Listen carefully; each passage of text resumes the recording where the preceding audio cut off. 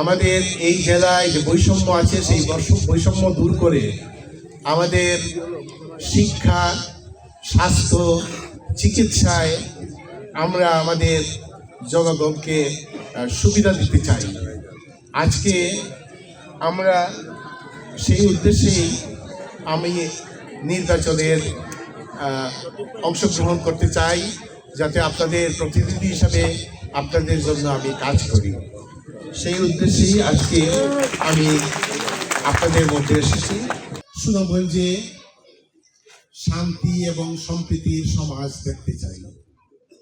আমরা সুনামগঞ্জকে আমরা সন্ত্রাসমুক্ত, চাঁদাবাজ মুক্ত একটা সুন্দর সম্প্রীতির সমাজ দেখতে চাই।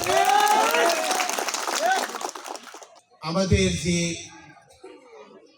যুব শ্রেণী যারা ধীরে ধীরে বড় হচ্ছে, লেখাপড়া করে যারা চাকরির খুঁজে তারা হয়রান হয়ে যাচ্ছে, কিন্তু চাকরি পাচ্ছে না, তাদেরকে আমরা দেখতে চাই তারা সরকারি সহায়তায় তারা যেন বিদেশ গিয়ে তারা অর্থ উপার্জন করতে পারেন এবং সেই প্রেরিত অর্থ দ্বারা তাদের পরিবার যেন মানসম্মত জীবনযাপনে সক্ষম হয়।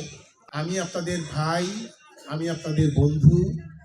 আপনারা আমাকে বিশ্বাস করেছেন, আমার উপর আপনারা আস্থা রেখেছেন।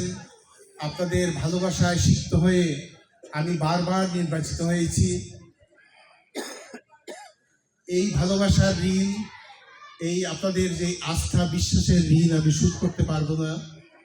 আমি আশা করি যে আমি আগামী জাতীয় সংসদ নির্বাচনে যদি প্রার্থী হই, আমি আশা করি আপনাদের এই ভালোবাসা, আপনাদের এই আস্থা, আপনাদের এই সমর্থন, সহযোগিতা থেকে আমি বঞ্চিত হব না।